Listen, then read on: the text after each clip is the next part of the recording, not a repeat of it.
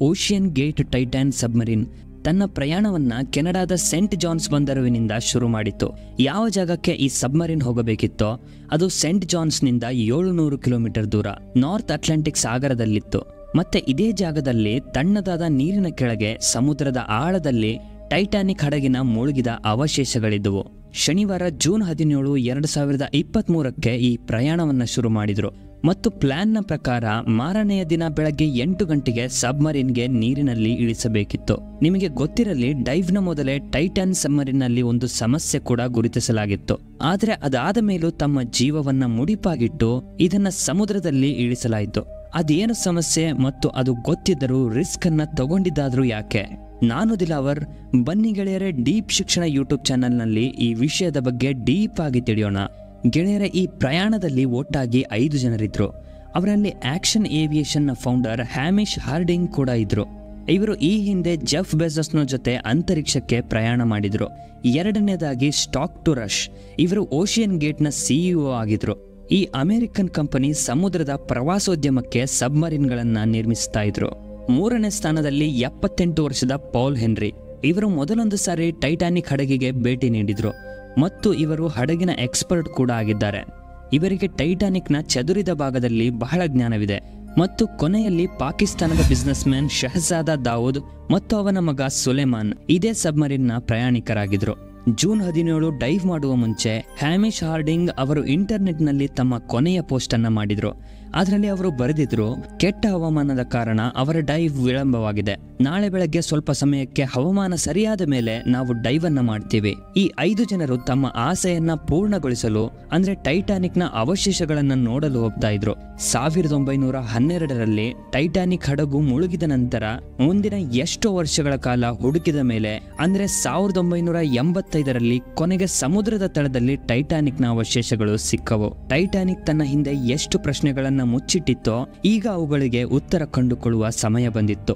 ಎಷ್ಟೋ ಸಂಶೋಧನೆಗಳ ನಂತರ ಬೇರೆ ಬೇರೆ ದೇಶದ ಸಂಶೋಧಕರು ಅನೇಕ ಪ್ರಶ್ನೆಗಳಿಗೆ ಉತ್ತರವನ್ನು ಕಂಡುಕೊಂಡ್ರು. ಕೆನಡಾದ ಚಲನಚಿತ್ರಗಾರ ಜೇಮ್ಸ್ ಕ್ಯಾಮರಾನ್ 1995ರಲ್ಲಿ ಟೈಟಾನಿಕ್ನ ಅವಶೇಷಗಳ ಮೇಲೆ 106 ಅಧ್ಯಾಯಗಳನ್ನ ಮಾಡಿ ನಂತರ 1997ರಲ್ಲಿ ಟೈಟಾನಿಕ್ ಸಿನಿಮಾವನ್ನ ರಿಲೀಸ್ ಮಾಡಿದ್ರು. ಈ ಮೂವಿ ಎಷ್ಟು ಫೇಮಸ್ ಆಯಿತು ಅಂದ್ರೆ ಈಗ ಪ್ರಪಂಚದೆಲ್ಲೆಡೆ ಜನರಿಗೆ ಖುದ್ದಾಗಿ ಹೋಗಿ ಈ ಟೈಟಾನಿಕ್ನ ಅವಶೇಷಗಳನ್ನ ನೋಡಬೇಕಿತ್ತು. ಅಂದ್ರೆ ಈಗ ಈ ಕೆಲಸವನ್ನ ಸಂಶೋಧನೆ ಮಾಡುವವರು ಮಾತ್ರವಲ್ಲ, ಟೈಟಾನಿಕ್ನ ಅವಶೇಷಗಳ ಬಳಿ ಹೋಗಲು ಪ್ರವಾಸಿಗರು ಕೂಡ ಶುರು ಮಾಡಿದ್ರು. ಗೆಳೆಯರೇ, ನಿಜ ಹೇಳಬೇಕಂದ್ರೆ ಸಮುದ್ರದ ಆಳಕ್ಕೆ ಹೋಗೋದು ಅಂತರಿಕ್ಷಕ್ಕೆ ಹೋಗೋದಕ್ಕಿಂತ ಕಠಿಣವಾದ ಕೆಲಸ. ಇದಕ್ಕೆ ಮುಖ್ಯವಾದ ಕಾರಣ ಏನಂದ್ರೆ ನೀರಿನ ಒತ್ತಡ. ಟೈಟಾನಿಕ್ ಹಡಗು ಸಮುದ್ರದ ಮೇಲಿಂದ 4000 ಮೀಟರ್ ಅಂದ್ರೆ 4 ಕಿಲೋಮೀಟರ್ ಕೆಳಗಿದೆ. ಇದರ ಹೈಟ್ ಅನ್ನ ನೀವು ಅಂದಾಜಿಸಬೇಕಂದ್ರೆ ಬುರ್ಜ್ ಖಲೀಫಾವನ್ನ ನೋಡಿ ಮತ್ತು ಒಂದರ ಮೇಲೊಂದು 5 ಸಾರಿ ಇಟ್ಟರೆ ಆಗುವ ಎತ್ತರದಷ್ಟು ಇದರ ಆಳವಿದೆ. ಈ ಆಳದಲ್ಲಿ ನೀರಿನ ಒತ್ತಡ 5800 PSI ಇದು ಎಷ್ಟು ಒತ್ತಡವಿರುತ್ತಂದ್ರೆ ಮನುಷ್ಯನ ಪೂರ್ತಿ ಶರೀರವಲ್ಲ, ಕೇವಲ ಅವನ ಉಗುರಿನ ಮೇಲೆ ಒಂದು ದೊಡ್ಡದಾದ ಆನೆಯನ್ನು ನಿಲ್ಲಿಸುವಷ್ಟು ಇರುತ್ತದೆ. ಈಗ ನಿಮಗೆ ಗೊತ್ತಾಗಿರಬಹುದು ಒಂದು ಸಬ್ಮರೀನ್ನ ಮೇಲೆ ಎಷ್ಟು ಒತ್ತಡ ಬೀಳಬಹುದು. ಭಾನುವಾರ ಜೂನ್ 18, 2023 ಮಧ್ಯಾಹ್ನ 12 ಗಂಟೆಗೆ ಸಬ್ಮರೀನ್ನ ಪ್ರಯಾಣ ಶುರುವಾಯಿತು. ಇದಕ್ಕೆ ಸಾಮಾನ್ಯವಾಗಿ ಟೈಟಾನಿಕ್ ಹತ್ತಿರ ತಲುಪಲು 2 ಗಂಟೆ ಸಮಯ ಬೇಕು. ಆದರೆ 1 ಗಂಟೆ 45 ನಿಮಿಷ ನಂತರ ಮೇಲಿರುವ ಹಡಗಿನ ಸಂಪರ್ಕ ಸಬ್ಮರೀನ್ನಿಂದ ಮುರಿದು ಹೋಯಿತು. ಕೇವಲ 15 ನಿಮಿಷ ಇರುವಾಗಲೇ ಸಂಪರ್ಕ ಮುರಿದು ಹೋಯಿತು. ಅಂದರೆ ಸಬ್ಮರೀನ್ ಟೈಟಾನಿಕ್ ಹಡಗಿಗೆ ಬಹಳ ಹತ್ತಿರವಿತ್ತು. ಸಮುದ್ರದ ಈ ಆಳದಲ್ಲಿ ಸೂರ್ಯನ ಬೆಳಕು ಬರುವುದು ಅಸಾಧ್ಯ. ಇಲ್ಲಿ ಯಾವಾಗಲೂ ಕತ್ತಲಿನಿಂದನೇ ಕೂಡಿರುತ್ತೆ. ಇಷ್ಟೊಂದು ಆಳದಲ್ಲಿ ಸಿಗ್ನಲ್ ಮುರಿಯೋದು ಒಂದು ಸಾಧಾರಣವಾದ ಮಾತು. ಮೊದಲಿಗೆ ಟೀಮ್ ಈ ಮಾತಿನ ಮೇಲೆ ಅಷ್ಟೊಂದು ಗಮನ ಹರಿಸಲಿಲ್ಲ. ಈ ಪ್ರಯಾಣ ಒಟ್ಟಾಗಿ 7 ಗಂಟೆಯದ್ದಾಗಿತ್ತು. 12 ಗಂಟೆಯಿಂದ ಹಿಡಿದು ಸಂಜೆ 7 ಗಂಟೆಯವರೆಗೆ ಹಿಂದಿರುಗಬೇಕಿತ್ತು. ಆದರೆ ಯಾವಾಗ ಸಂಜೆ 7 ಗಂಟೆಯಾದರೂ ಟೈಟಾನ್ನ ಜೊತೆಗೆ ಸಿಗ್ನಲ್ ಆಗಲಿಲ್ವೋ ಮೇಲಿನ ಹಡಗಿನಲ್ಲಿರುವ ಸಿಬ್ಬಂದಿ ವರ್ಗದವರ ಬೆವರಿಳಿಯೋಕೆ ಶುರುವಾಯಿತು. ಕೆನಡಾದ ಸಂಶೋಧಕರು ಟೈಟಾನ್ ಸಬ್ಮರೀನ್ನ ಸಂಶೋಧನೆ ಶುರು ಮಾಡಿದ್ರು. ಮಾರನೆಯ ದಿನ ಅಮೆರಿಕ ಮತ್ತು ಕೆನಡಿಯನ್ ಶಿಪ್ಗಳು ಸೇರಿ ಸಂಪೂರ್ಣ ಜಾಗದಲ್ಲಿ ಒಂದು ಹುಡುಕಾಟದ ಕಾರ್ಯಾಚರಣೆಯನ್ನ ನಡೆಸಿದರು. ಅವರು ಕೇವಲ ಸಮುದ್ರದ ಮೇಲ್ಮೈ ಅಷ್ಟೇ ಅಲ್ಲ, ಸೋನಾರ್ ಸ್ಕ್ಯಾನಿಂಗ್ನ ಸಹಾಯದಿಂದ ನೀರಿನ ಒಳಗಡೆ ಕೂಡ ತಮ್ಮ ಸಂಶೋಧನೆಯನ್ನ ಮುಂದುವರೆಸಿದರು. ಮುಂದಿನ 2 ದಿನಗಳ ಕಾಲ ಈ ಸಂಶೋಧನೆ ಕಾರ್ಯಾಚರಣೆಯಲ್ಲಿತ್ತು. ಆದರೆ ಸಬ್ಮರಿನ್ನ ಯಾವುದೇ ಸುಳಿವು ಸಿಗಲೇ ಇಲ್ಲ. ನಂತರ ಒಂದು ಭರವಸೆಯ ಕಿರಣ ಹೊರಬಂತು. ಬುಧವಾರ ಜೂನ್ 21 ಬೆಳಗ್ಗೆ 6 ಗಂಟೆಗೆ ಅವರಿಗೆ ನೀರಿನ ಆಳದಲ್ಲಿ ಕೆಲವು ಶಬ್ದಗಳು ಕೇಳಿಬಂದವು. ಈ ಶಬ್ದಗಳು ನೀರಿನ ಒಳಗಿನ ರ್ಯಾಡಾರ್ಗಳಿಂದ ತಿಳಿದು ಬಂತು. ನಂತರ ROVಗಳನ್ನ ಶಬ್ದದ ದಿಕ್ಕಿಗೆ ಕಳಿಸಲಾಯಿತು. ಇಲ್ಲಿ ROV ಅಂದ್ರೆ ಒಂದು ರೀತಿಯ ನೀರಿನ ಕೆಳಗೆ ಕಳಿಸುವ ರೋಬೋಟ್ಗಳು. ಆದರೆ ಈ ಬಾರಿನೂ ಸಬ್ಮರಿನ್ನ ಯಾವುದೇ ಸುಳಿವು ಸಿಗಲೇ ಇಲ್ಲ. ಈಗ ಅವರಿಗೆ ಸಬ್ಮರಿನ್ನ ಎಂದೆಂದಿಗೂ ಕಳೆಯುವ ಭಯ ಉಂಟಾಯಿತು. ಯಾಕಂದ್ರೆ ಸಬ್ಮರಿನ್ನಲ್ಲಿ ಕೇವಲ 4 ದಿನಗಳಿಗೆ ಬೇಕಾಗುವಷ್ಟು ಆಕ್ಸಿಜನ್ ಮಾತ್ರ ಇತ್ತು.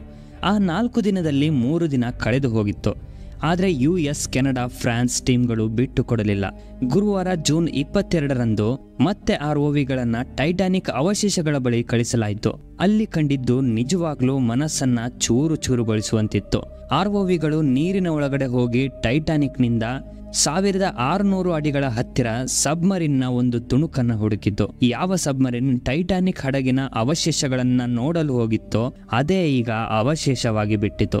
ಇದರ ಉತ್ತರ ಒಂದೇ: ಸಬ್ಮರಿನ್ಗೆ ನೀರಿನ ಮೇಲಿನ ಒತ್ತಡ ತಡೆಯೋಕಾಗ್ಲಿಲ್ಲ. ಅದಕ್ಕೆ ಅದು ಸಮುದ್ರದ ಆಳದಲ್ಲೇ ಒಡೆದು ಹೋಯ್ತು. ಈ ಸುದ್ದಿ ಇಡೀ ವಿಶ್ವದೆಲ್ಲೆಡೆ ಹರಡಿತು. ಇದು ಓಷನ್ ಗೇಟ್ ಕಂಪನಿಯ ಸೇಫ್ಟಿಯ ಮೇಲೆ ಎಷ್ಟೋ ಪ್ರಶ್ನೆಗಳನ್ನ ಎಬ್ಬಿಸಿತು. ಓಷನ್ ಗೇಟ್ ನ CEO ಸ್ಟಾಕ್ ಟು ರಶ್ ಅವರೇ ಇದರಲ್ಲಿ ಜೀವವನ್ನ ಕಳೆದುಕೊಂಡಿದ್ದಾರೆ.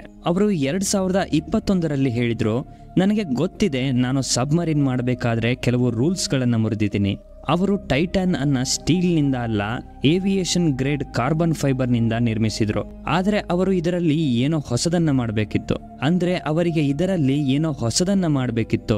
ಅದಕ್ಕೆ ಸ್ಟೀಲ್ನ ಬದಲಾಗಿ ಕಾರ್ಬನ್ ಫೈಬರ್ ಅನ್ನ ಉಪಯೋಗಿಸಿದ್ರು. ಮೊದಲನೆಯ ಬಾರಿ ಟೈಟಾನ್ ಸಬ್ಮರಿನ್ಗೆ 5000ದಿಂದ 10,000 PSI ಒತ್ತಡದಿಂದ ಟೆಸ್ಟ್ ಮಾಡಿದ್ರು. ಆದ್ರೆ ಅದರಲ್ಲಿ ಅದು ಪಾಸ್ ಆಯ್ತು. ಏನಂದ್ರೆ ಎಕ್ಸ್ಪರ್ಟ್ಗಳ ಪ್ರಕಾರ ಸಮುದ್ರದ ಒಳಗಡೆ ಸಾವಿರಾರು ರೀತಿಯ ಶಕ್ತಿಗಳು ಸಬ್ಮರಿನ್ನ ಮೇಲೆ ಬೀಳುತ್ತವೆ.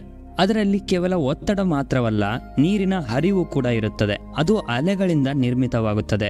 ಇದರ ಜೊತೆಗೆ ಕತ್ತಲಿರುವ ಕಾರಣ ಯಾವುದಾದ್ರೂ ದೊಡ್ಡ ಕಲ್ಲೋ ಅಥವಾ ಸಮುದ್ರ ಜೀವಿಯೋ ಸಬ್ಮರಿನ್ನಿಂದ ಡಿಕ್ಕಿ ಹೊಡೆದಿರಬಹುದು. ಏನೇ ಆಗ್ಲಿ, ಟೈಟಾನಿಕ್ ವಿನಾಶವಾಗಲು ಮೊದಲ ಕಾರಣ ಏನಂದ್ರೆ ಕಾರ್ಬನ್ ಫೈಬರ್. ಇದನ್ನ ಹೊರತುಪಡಿಸಿ ಇನ್ನೊಂದು ಕಾರಣ ಕೂಡ ಇದೆ. ಅದೇನಂದ್ರೆ ಸಬ್ಮರಿನ್ನ ಮೇಲೆ ಇರುವ ಕ್ರ್ಯಾಕ್ಗಳು. ಹೌದು ಗೆಳೆಯರೆ, ಟೈಟಾನ್ ಸಬ್ಮರಿನ್ 2019ರಲ್ಲಿ ಕಾರ್ಲ್ ಸ್ಟೆರ್ಲೆ ಹೆಸರಿನ ಒಬ್ಬ ಬಿಸ್ನೆಸ್ ಮ್ಯಾನ್ ಅನ್ನು ಕೂಡ ಕರೆದುಕೊಂಡು ಹೋಗಿತ್ತು. ಆ ಸಮಯದಲ್ಲಿ ಕೂಡ ಇದನ್ನ ಓಷನ್ ಗೇಟ್ ನ CEO ಅವರೇ ಆಪರೇಟ್ ಮಾಡ್ತಾ ಇದ್ರು.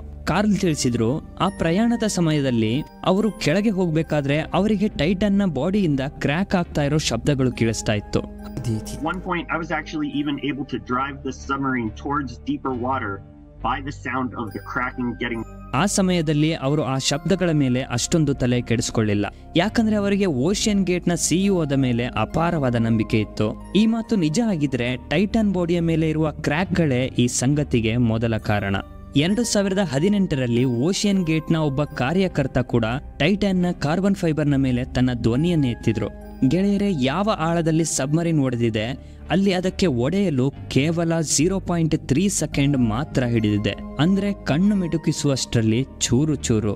ಗೆಳೆಯರೆ, ನಿಮಗೆ ಈ ಮಾಹಿತಿ ಇಷ್ಟ ಆಗಿದ್ರೆ ಪ್ಲೀಸ್ ಈ ಚಾನಲ್ನ ಸಬ್ಸ್ಕ್ರೈಬ್ ಮಾಡೋದ್ರ ಮುಖಾಂತರ ನಮಗೆ ಸಪೋರ್ಟ್ ಮಾಡಿ. ಮತ್ತು ನಿಮಗೆ ಯಾವ ರೀತಿ ವಿಡಿಯೋಗಳು ಬೇಕು ಅಂತ ಕೆಳಗೆ ಕಮೆಂಟ್ ಮಾಡಿ ತಿಳಿಸಿ. ವಿಡಿಯೋವನ್ನು ನೋಡಿದ್ದಕ್ಕೆ ನಿಮಗೆ ತುಂಬ ಹೃದಯದಿಂದ ಧನ್ಯವಾದಗಳು.